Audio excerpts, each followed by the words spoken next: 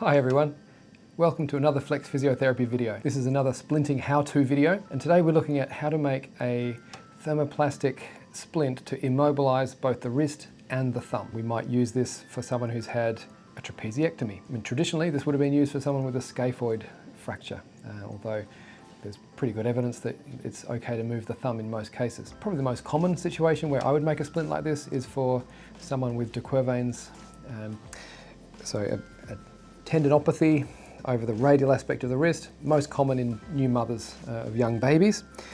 And so, yeah, this is a splint that I've made many times, and I've tried many different options. If you're a hand therapist yourself, I'm sure you've experimented with different things. You might have been taught a certain way. I'm going to show you today the technique that I use most commonly, not because it's the easiest to make, and it can be a tricky splint to get the hang of. I wouldn't recommend this as a splint for novice beginner splinters. But if you're an experienced therapist, maybe you've tried other types of wrist and thumb immobilization, then I quite like the finish that you get and the options that you have to make the splint comfortable and effective for the patient. So it's not the only type that I use, and yeah, you might in the comments want to suggest other different options that you have explored and that you really like using. But anyway, here's one option. So we'll start with our patient who has de Quervain's. So they'll have radial-sided wrist pain. You've done an examination, you've confirmed the diagnosis with or without an ultrasound to confirm it as well. And we're going to make a splint that extends from the distal palmar crease at least halfway up the forearm, preferably a little bit beyond halfway. I mean, if you go too close to the elbow, that becomes its own problem. If you make it too short, then it doesn't actually immobilize the wrist, and you get that little bit of wrist movement inside the splint, which might maintain your de Quervain's and might cause the edge of the splint to be uncomfortable around the forearm as well. So at least 50% of the way. So I'll get my tape measure, distal palmar crease, a bit past halfway, so we'll say 23 centimeters that way. In terms of circumference, we want the widest part, which is usually the forearm. For some people it's around the MCP joints. And we'll go 19 centimeters that way. Thank you very much. So we'll get a piece of plastic, 19 centimeters this way. My favorite template for any splint that I'm making is otherwise known as a rectangle. It's always easier to cut straight edges whenever possible. 23 centimeters this way. I wouldn't normally worry about trimming off a little piece like this, but I'll do the right thing today in the video. So there's my template. I can see one side is the inside, one side is the outside. It's a right hand that I'm splinting. So if I put my right hand down onto the inside of the plastic, where it would wrap around me like so, then if I put my hand in the middle, then I know which is the thumb side. And so I'm going to cut off a little bit of an angle of plastic, starting from the little finger side, about 3 centimeters down there, and coming up to about 2/3 of the way across the top edge. So just a line across there. You can trace this out with a pen first if you want, but to be honest, it's just a straight line. 2 or 3 centimeters down that way, depending on the size of the patient and the splint, aiming for 2/3 of the way along the top edge, like so. And that's just to accommodate for the angle of the distal palmar crease. And now I just need to turn this corner, the thumb corner, into a tab that can wrap around the thumb, coming around the outside, over the top and back onto itself. And so how am I going to do that? I need to round it off a little bit so it's comfortable, and I need to cut in, again coming back into about that 2/3. Divide this into thirds, so I'm coming back, not quite to the edge, coming back to my 2/3 mark, I'm going to slowly cut with the scissors as I spin the plastic around with my left hand so I get a nice smooth curve like that, and then take it off. So there's my distal palmar crease, and there's my tab that is actually going to come around like so. It all works much better when it's soft, of course. So that is my splint. It's ready to go.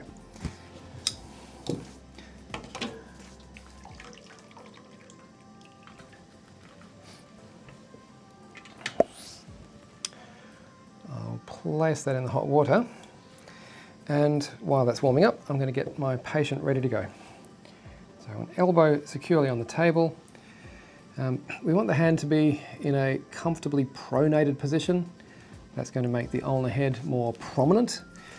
As you pronate, it sticks up more. As you supinate, it becomes more flat. So if you make a splint in supination, then the ulnar head is going to push up into the plastic as you pronate. Make it in pronation, and there's going to be space around the ulnar head as you supinate. So gently into that palm away pronated position. We want the wrist in just comfortable, functional wrist extension, 20 to 30 degrees, quite relaxed. Most importantly, we need the thumb to be opposable when it's immobilized in the splint. If it gets splinted out here, then you can't grip and grasp anything. It gets splinted too far across, it gets in the way. So once I've got the plastic on, I'm going to ask the patient to very gently touch the thumb and the index finger tip together to make sure that the thumb is sitting in optimal position as the plastic sets. So try not to move as I put the plastic around you.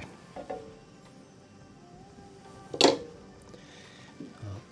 pat the plastic dry. And I'll bring this right across from distal palmar crease on the ulnar side across to the thumb IP joint like that. And I want to just keep your hand still there, try not to let it move. I'm going to gently stretch around the wrist and pinch it across the back. Just going to tack it in place with a couple of gentle stretch and pinches there. And I'm going to gently stretch and wrap this one, moulding up into the palm and wrapping over the top like so. And now is when we get the gentle touch, thumb to IP joint. Make sure that you've got pronation, make sure that you've got gentle wrist extension, make sure you've got opposition, and wait for it to harden. So that process of moulding is the trickiest part, because there's a lot of things that you're trying to juggle, lots of moving parts that you're trying to coordinate, and it takes a bit of getting used to.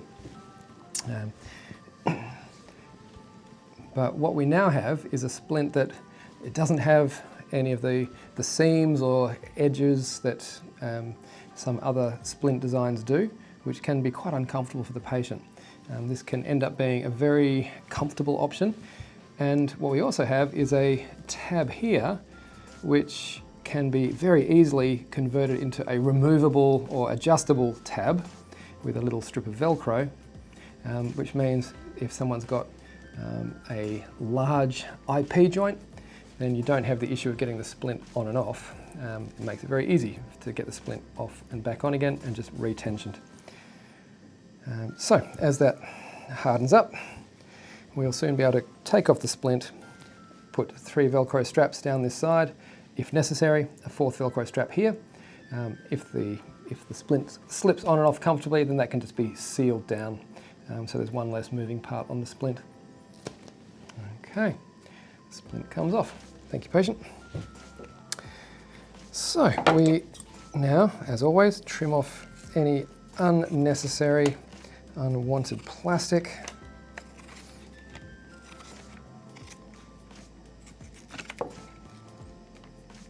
Round off corners. It's very easy, even with the that corner that we tapered off, it's still very easy to pull the plastic a little bit too high around the distal palmar crease on the little finger side. And so always check that and be aware you might need to trim back even a little bit further there so that the little finger MCP flexion is not restricted.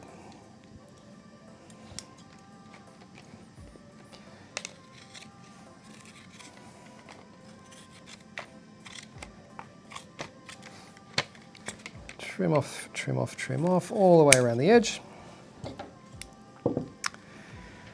And that's actually looking pretty good. Now, for comfort, I'm going to dip and roll back this proximal edge that's around the forearm. The bigger the splint, the bigger the dip. So if you're just doing a little finger splint, you might only dip 1 millimeter or 2. You don't want a really big, fat, rolled back edge. But in the case of a forearm, it's really quite important to dip, almost 1 centimeter of plastic into the water, soften it up more. What that allows you to do is not only to do your rolled back edge as normal, roll that back for comfort. Oh, it's not quite soft enough. That's all right, you can always dip it again.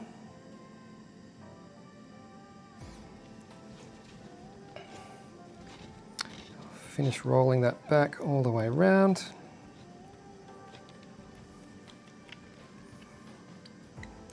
And then I'll also just give it an extra little flare. Just stretch it back a little bit, just so that it's not cutting in too hard against the edge of the forearm. Just to give it a little bit more of a contour, sort of that flared edge like so. The IP joint needs to be free to move. I'm going to even that up just a touch like so. Dip that edge, only a couple of millimeters into the water there.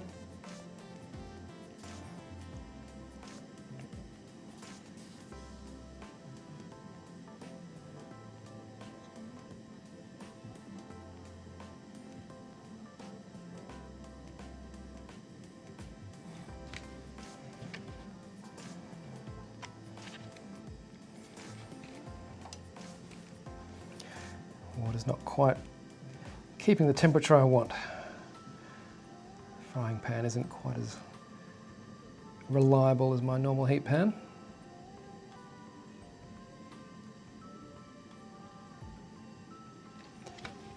There we go. Smooth that off.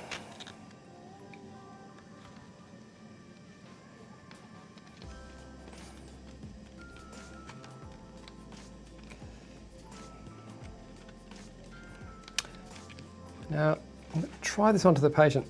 I haven't rolled the palmar edge or the dorsum of the hand edge yet. Very hard to do that in the water, so I'll probably have to use the heat gun for those edges. Otherwise, you'll end up melting things you're not planning to melt. But what I want to check first is whether this thumb tab can be sealed down or whether it needs to be a removable separate piece. So if you can bring your hand back up here, thank you.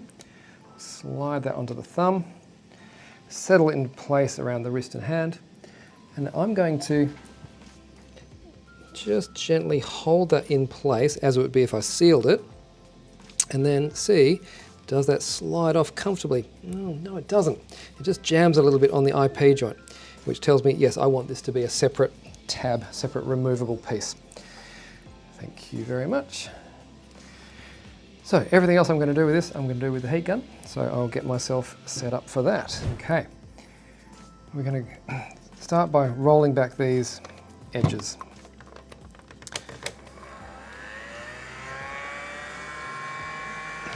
I can actually tuck this thumb tab back out of the way a little bit to make sure it doesn't stick on where I don't want it to. I want it to be a removable tab.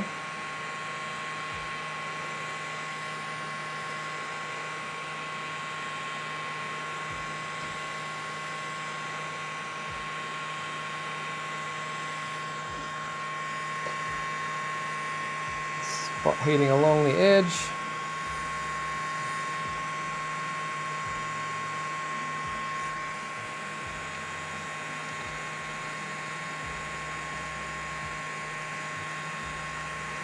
Just try to get nice, smooth, even roll back, like so.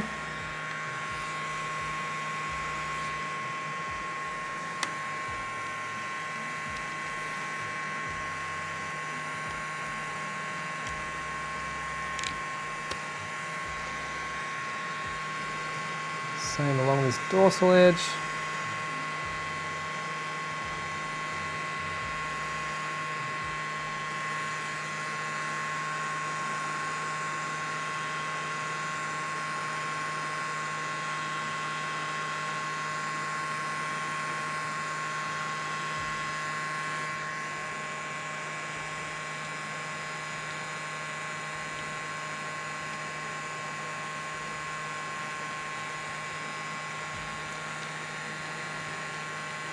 Okay, now some of the little fiddly bits around the thumb tab, it can be very helpful to have a little nozzle like so, just to focus the hot air a bit more specifically.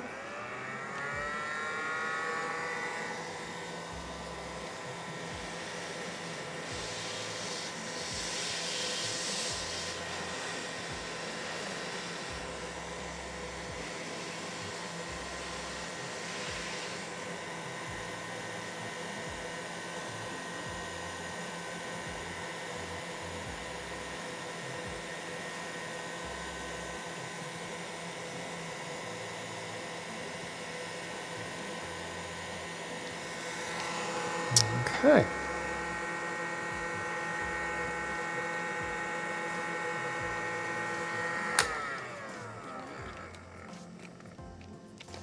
So our edges are all rolled back and ready to be comfortable for the patient. Now, there's going to be 3 Velcro straps. I'm going to scratch the plastic where these Velcro tabs are going to go, make sure they have a better chance of staying on.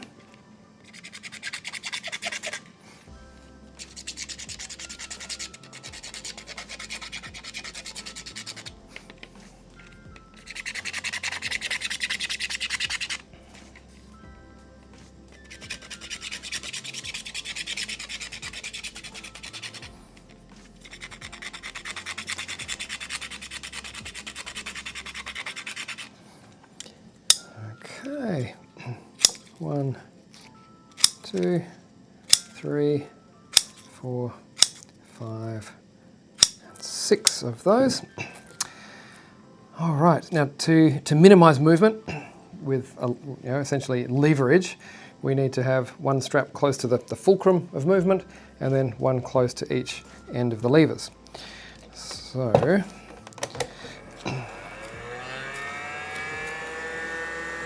a bit of gentle heat, just enough to activate the adhesive, not enough to soften the plastic.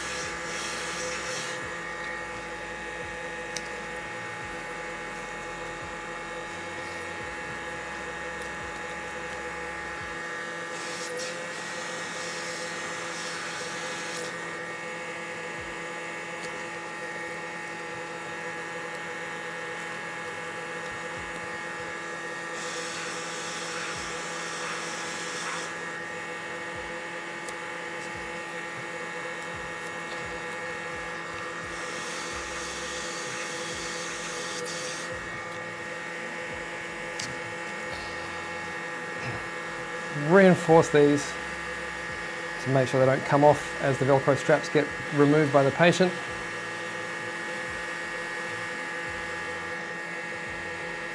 Press, stretch and stick.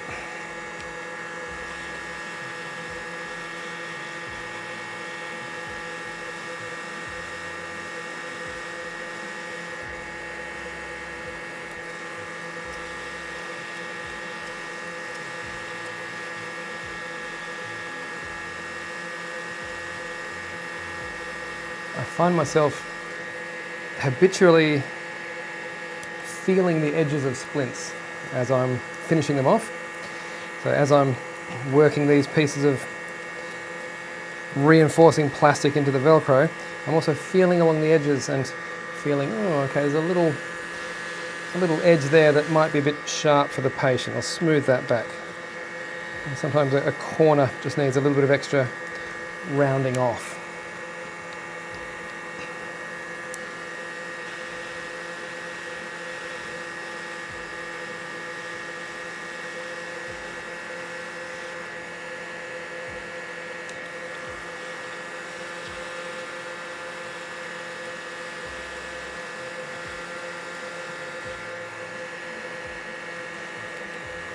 Last one.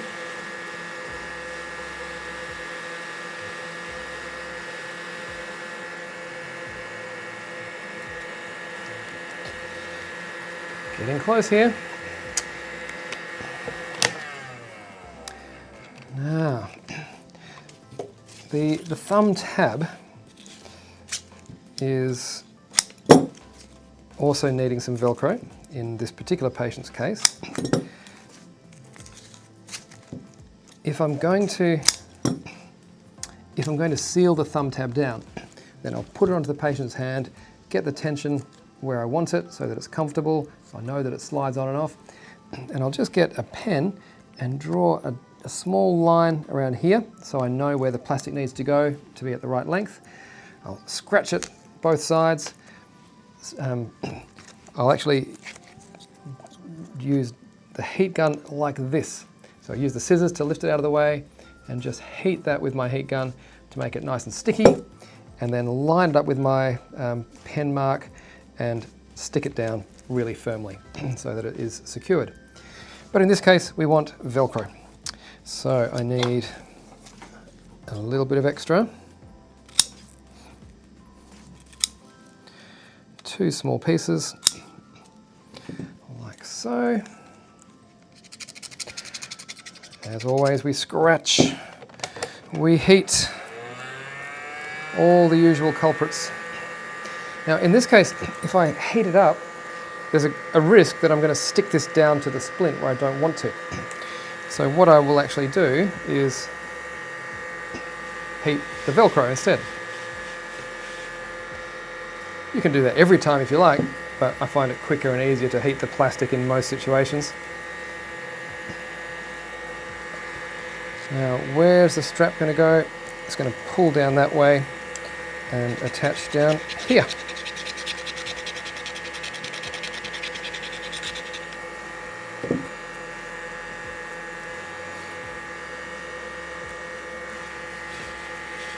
A little bit of Velcro heat and stick.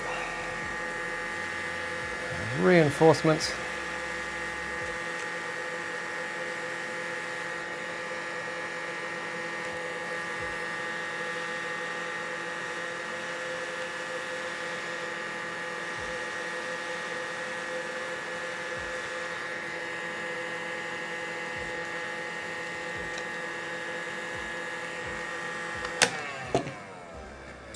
And with a little extra Velcro strip, we have our splint finished.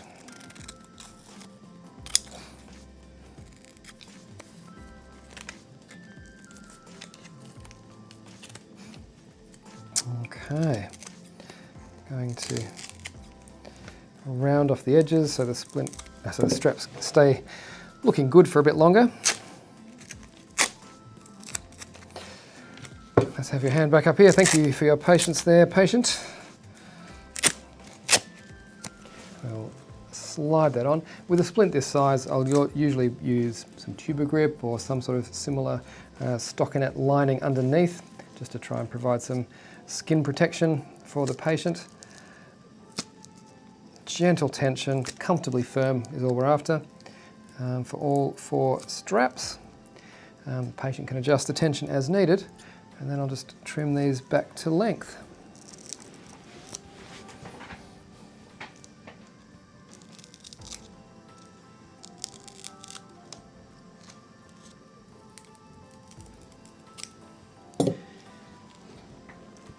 And there we have it, a thermoplastic immobilizing splint for the wrist and the thumb for someone who maybe has de Quervain's or has had a trapeziectomy or has some kind of fracture or injury or pathology that needs this kind of immobilization. Have a go. Let me know how you go in the comments below. Any tips or tricks or ideas that you have, please let us know. And as always, hope you enjoy your thermoplastic splinting and look forward to seeing you in the next video. Cheers.